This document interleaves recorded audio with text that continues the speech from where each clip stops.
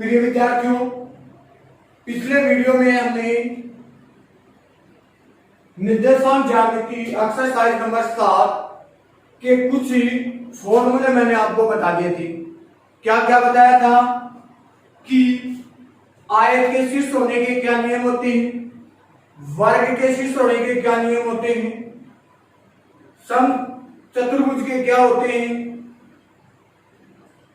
और समबाहु त्रिभुज का क्या नियम है, समकोण त्रिभुज के शीर्ष होने के क्या नियम है और संरेख होने के क्या नियम थे। वो नियम मैंने आपको लिखवा दिया था। और एक आपके पास में जो 7.1 की जो एक्सरसाइज है उसके अंदर जो फॉर्मूला था, मैन फॉर्मूला दो बिंदुओं के मध्य की दूरी का, जो फॉर्मूला मैंने आपको लिखवा दिया था, d बराबर under root x2 minus x1 का whole square plus y2 minus y1 का होल स्क्वायर। ये फॉर्मूला भी मैंने कल वाले वीडियो के अंदर लिख दिया था। आपको फॉर्मूला ये काम में लेना, डी स्क्वायर दोनों तरफ आप वर्ग कर दो, दोनों तरफ आप क्या करोगे, वर्ग, वर्ग का मतलब स्क्वायर कर दो। तो स्क्वायर करोगे तो जाएगा x2 माइनस x1 का whole square plus y2 minus y1 का होल स्क्वायर। ये आपके पास में क्या हो गया, दो बिंदुओं के मध्य की दूरी का फॉर्मूला हो गया। अब हमारे पास में दो तीन फॉर्मूले और बच जाते हैं, वो मैं आपको एक्सरसाइज के अकॉर्डिंग ही करवा दूंगा। देखो, अब हम शुरू कर रहे हैं एग्जांपल 7.1 की एक्सरसाइज में हम क्या कर रहे हैं, एग्जांपल शुरू कर रहे हैं। देखना एग्जांपल नंबर 1 क्या कहता है, एग्जांपल 1 क्या कहता है, ध्यान से सुनोगे। क्या बिंदु बिंदु आपको दे रखे हैं 3 2 -2 और -3, 2 और 3 एक त्रिभुज बनाते हैं, एक त्रिभुज बनाते हैं। यदि हां तो बताइए कि किस प्रकार का त्रिभुज बनता है, यदि हां तो किस प्रकार का यह त्रिभुज बनता है। तो ये आपके पास में ए पॉइंट हो गया, इसको आप बी पॉइंट मान लोगे और इसको आप सी पॉइंट मान लोगे। तो क्या त्रिभुज बनाता है, पहले तो आपको यह देखना है कि त्रिभुज बनता है या नहीं बनता है। तो इसके लिए मैंने आपको एक बात लिखवाई थी कि त्रिभुज की दो भुजाओं का योग तीसरी भुजा से बड़ा होना चाहिए, तभी त्रिभुज की रचना संभव होगी, अन्यथा त्रिभुज की रचना संभव नहीं होगी। कल वाले वीडियो में मैंने बता दिया था। तो सबसे पहले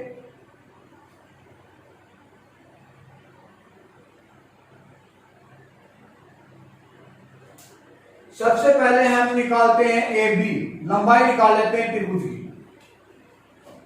ये त्रिभुज है, ध्यान देना इधर आप, मैं त्रिभुज बना देता हूं कि त्रिभुज बनता है या नहीं बनता है। ये ए लिख देता हूं, ये बी और ये सी। ए के पॉइंट हो गए 3 2, बी के पॉइंट हो गए -2 -3 और सी के पॉइंट हो गए 2 और 3। तो इसके लिए मैंने बताया कि 2 का योग तीसरी से बड़ा होना चाहिए। तो हमारे पास में तो भुजाएं हैं नहीं, तो सबसे पहले हम भुजा निकालेंगे। भुजा का मतलब दूरी, दूरी ए बी की दूरी निकालेंगे। तो दूरी का सूत्र मैंने क्या बताया था, ए बी बराबर अंडर रूट x2 माइनस, तो अंडर रूट की बजाय आप ए बी का स्क्वायर वाला सूत्र लगा दो, डी स्क्वायर का सूत्र। तो डी का मतलब दूरी, यानी कि ए बी का मानोगे। तो क्या लिखोगे, x2 माइनस x1 का whole square plus y2 minus y1 का होल स्क्वायर। यहां तक ठीक हो गई बात। अब देखना ए और बी, आप ऐसा करना, रफ कॉपी ले लेना, ए और ये बी लिख देना, 3 और 2 लिखना और माइनस के 2 और -3 लिख देना। ए आपके पास में स्टार्टिंग का पॉइंट है, ए आपके पास में स्टार्टिंग का है, इसका मतलब है x1 और y1 कर दो ए के लिए। बी दूसरे नंबर का है, इसका मतलब x2 और y2 कर दो। क्या कर दो, अब इसमें से ध्यान से देख देकर इसमें लिख दो। देखो ए बी स्क्वायर मैंने लिखा, ब्रैकेट है लगा दिया, x2 का मान कितना है बेटा, -2 लिख दिया। ये तो माइनस है, ये सूत्र का लगा दिया। x1 का मान कितना है 3, यहां लिख दिया 3, इसका स्क्वायर प्लस y2 का मान कितना है माइनस का 3 माइनस y1 का मान हो गया 2 और इसका ठीक है। यहां तक क्या लिखते हैं ab का स्क्वायर बराबर माइनस का 2 और माइनस के 3 कितने हो गए माइनस के 5।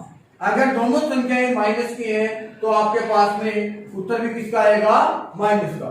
माइनस 5 का स्क्वायर प्लस माइनस 3 और माइनस 2 माइनस 5 का स्क्वायर। यहां तक ठीक होगी। अब आपने क्या लिखा ab का स्क्वायर बराबर आपके पास में हो गया 25।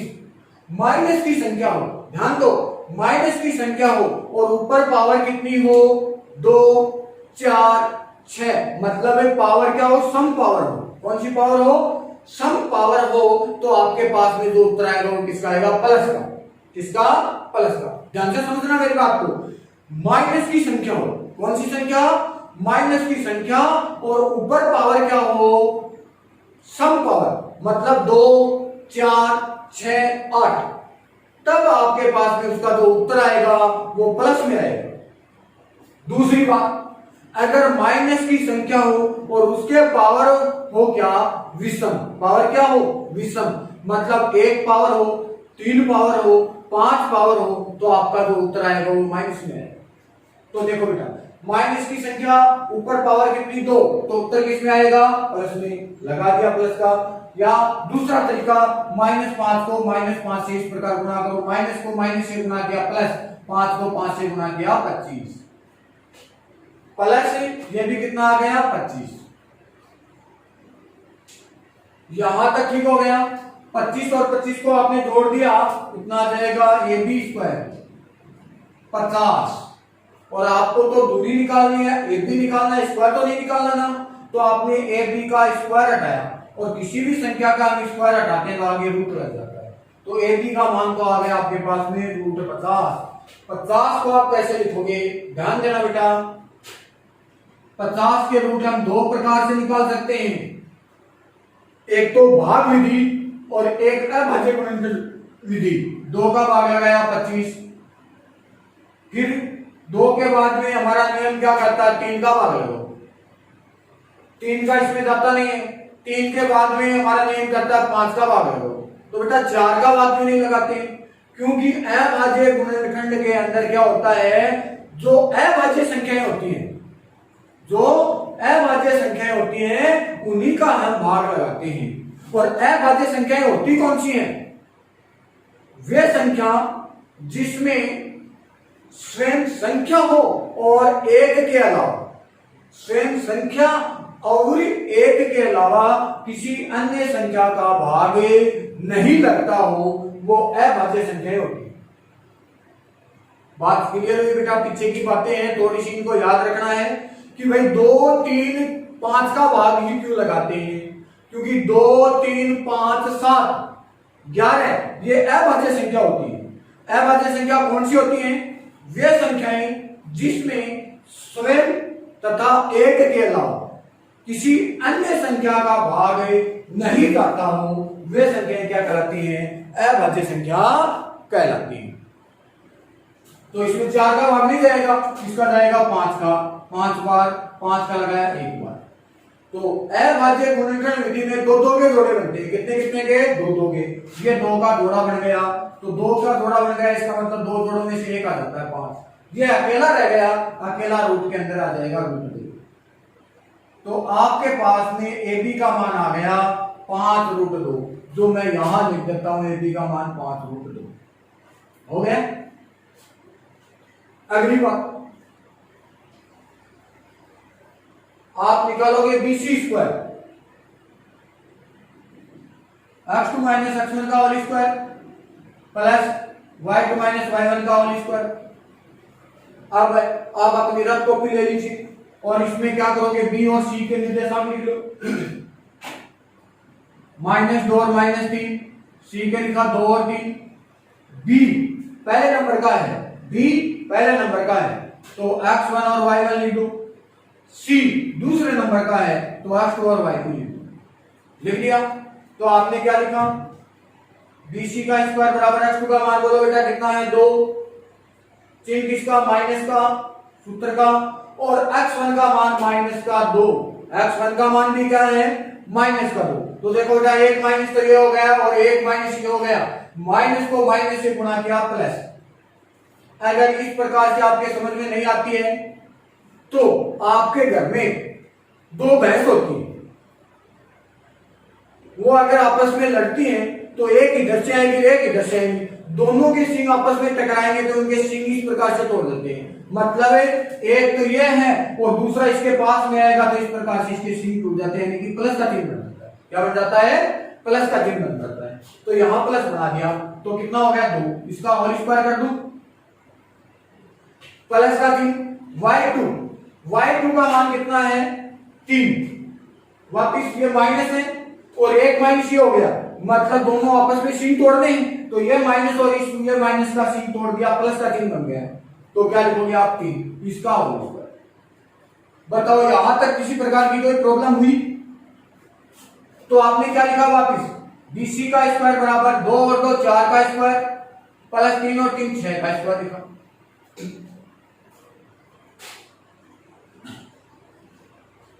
तो क्या लिखोगे BC स्क्वायर बराबर 4 का स्क्वायर 16 और 6 का स्क्वायर 36, 4 का स्क्वायर 16 और 6 का स्क्वायर 36। तो BC स्क्वायर बराबर आपने लिखा 6 6 12 3 और 1 4 4 1 5 52, कितना हो गया 52। तो BC स्क्वायर बराबर आपके पास में BC बराबर हो जाएगा √52 और 52 क्या है जो तुम आप करोगे तो देखना 52 2 का लगाया 26, 2 का लगाया 13 और 13 का लगाया 1, तो इसका BC का मान आ जाएगा 2√13। कितना आ गया 2√13। अब देखना AC का स्क्वायर निकाल लेते हैं, x2 माइनस x1 का whole square plus y2 minus y1 का होल स्क्वायर। तो AC का स्क्वायर A और C में से आप अपनी रफ कॉपी बना लेना। देखो ये A है, ये x1 और y1 हो गया, ये C है x2 और y2 हो गया। तो x2 का मान 2 माइनस x1 का मान 3, इसका होल स्क्वायर प्लस y2 का मान 3 माइनस y1 का मान 2, इसका होल स्क्वायर। फिर आपने लिखा AC का स्क्वायर इक्वल माइनस 1 का स्क्वायर प्लस 1 का स्क्वायर। तो AC स्क्वायर इक्वल आपने क्या लिखा 1 का स्क्वायर 1 होता है प्लस इस 1 का स्क्वायर 1, तो AC स्क्वायर बराबर हो गया 2 और AC बराबर क्या हो गया √2। यहां तक की बात क्लियर हो गई आपके पास में। तो देखो बेटा ये AC का मान BC का तो क्या हो गया 2√13 और AC का हो गया √2। तो अब इसका आप वैल्यू निकाल के देखोगे कि संभव ये त्रिभुज संभव है या नहीं है, उसकी जांच कीजिए। यहां तक की बात ठीक हो गई। पहले तो मैं आपको ये बता देता हूं कि इसकी रचना संभव होगी कैसे। पहले देखो AB का मैं मान निकालता हूं 5√2, 5√2 तो मतलब 5 गुना √2 का मान होता है 1.414। कितना होता है 1.414। तो आपके पास में हो जाएगा देखो 5 4 20, 5 एकम 5, 5 4 20, 5 एकम 5 2 7, 5 4 20 और 5 2 7, 7.07। कितना हो गया 7.07। दूसरा मान मैं निकाल लेता हूं किसका BC का 2√13। अब BC बराबर √13 का मान मेरे को भी ध्यान में देंगे। तो आप क्या करोगे √13 का मान निकाल लोगे। देखो मैं निकालने का तरीका आपको समझा देता हूं एक बार। ये जैसे मैं मिटा दूं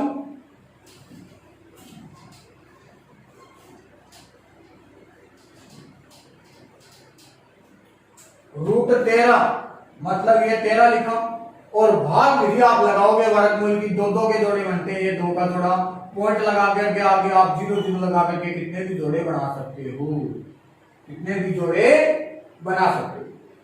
फिर इसका नाम है भाग विधि। और भाग विधि का नियम क्या होता है कि वर्गमूल मतलब वर्ग करना।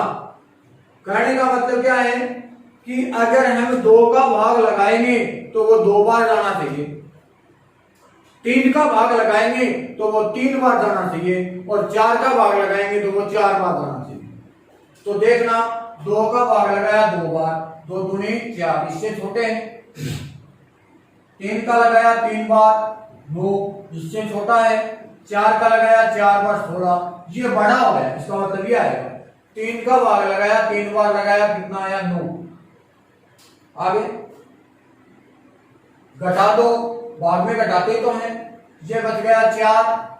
ये ऊपर वाला जो 3 है, ये ऊपर वाला 3 इसके अंदर प्लस कर देते हैं, 3 और 3 कितने हो गए 6। अब आगे वाला जोड़ा उतार लेते हैं डबल जीरो का, उतार लिया डबल जीरो का जोड़ा। चलो बढ़िया, हम आगे कितना हो गया 400 हो गया। अब वही रूल लगाना है, देखो 6 तो आपका स्थायी अंक हो गया, इसको तो हटाना नहीं है। फिर वही करना है, 1 का 1 बार, 2 का 2 बार, 3 का 3 बार। देखो 6 के आगे 1 लगा दिया, इसके आगे 1 लगा दिया, गुणा करके देखो 1 और 6 61, छोटा हो गया। फिर 6 के आगे 2 और इसका अंक 2 लिखोगे, 2 दूनी 4, 6 दूनी 12, ये भी छोटे हैं। फिर 3 लिखोगे, 9 6 3 18। फिर 6 के आगे 4 4 4 4 16, 6 4 24 1 25। फिर 6 के आगे कितना लिखना है 5 5 5 5 5 25, 2 6 5 30 और 2 32, ये भी छोटे हो गए। 6 के आगे 6 लगा देता हूं, 6 6 36 3, 6 6 36 3 39 396, ये भी छोटे हो गए। 6 के आगे 7 7 7 49 4 और 7 6 42 और 4 है 46, ये बड़ा हो गया। इसका मतलब क्या आएगा 6, यहां पर पॉइंट लग करके 6 और यहां जाएगा 396, हो गया।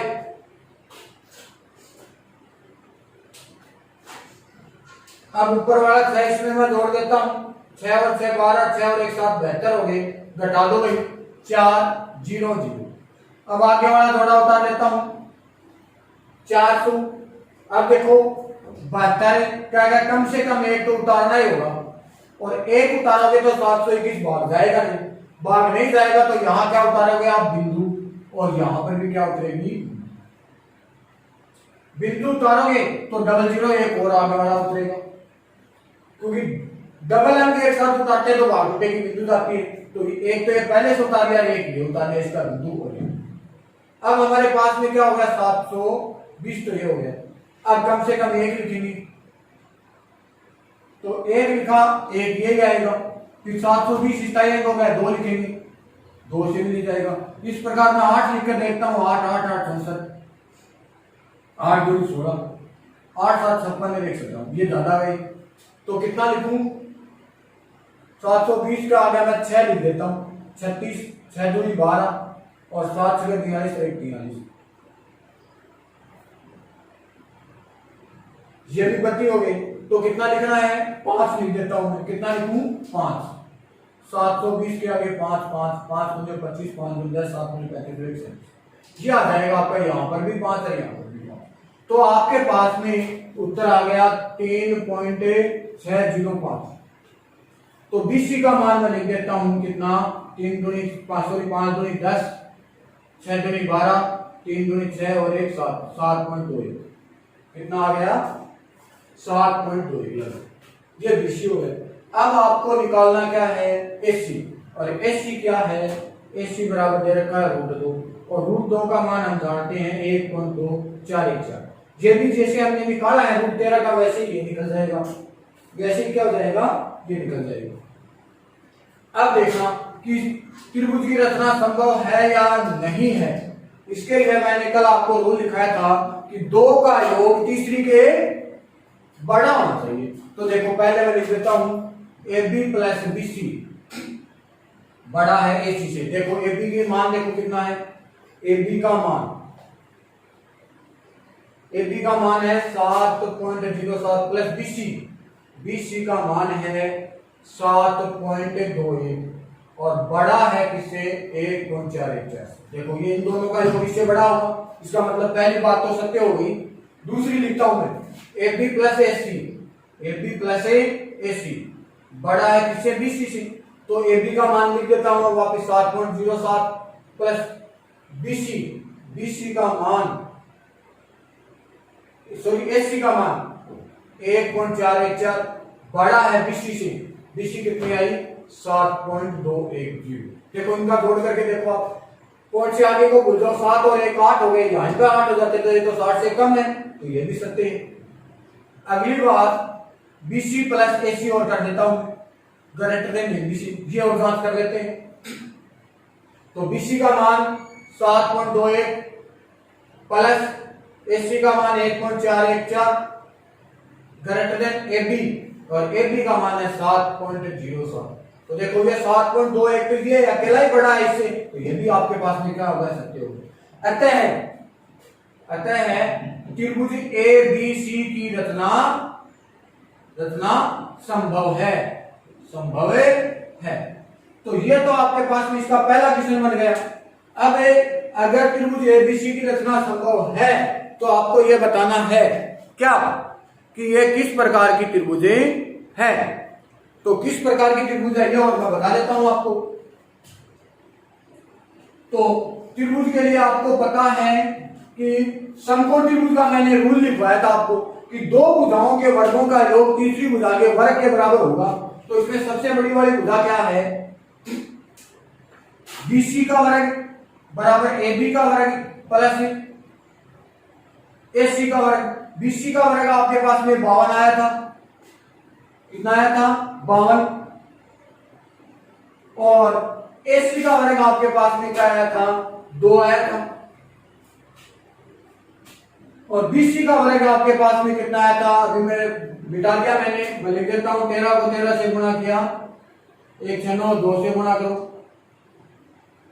तो 2 4, 13 गुणा 4, 4 3 12, 4 1 5, ये तो 52 हो गया, और 25 2 50, AB का वर्ग आया था 50, तो 52 बराबर 52 ये आया। तो हमारे पास में किसी त्रिभुज की दो भुजा के वर्गों का योग तीसरी भुजा के वर्ग के बराबर आ गया। दो भुजाओं का योग, वर्गों का योग तीसरी भुजा के वर्ग के बराबर हो गया ना।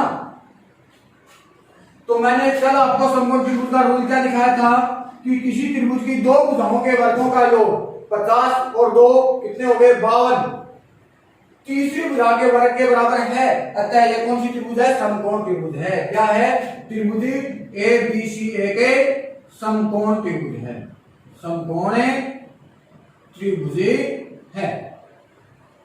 तो आज के लिए आपको इतना काफी है, कल हम नेक्स्ट एग्जांपल शुरू करेंगे। Thank you.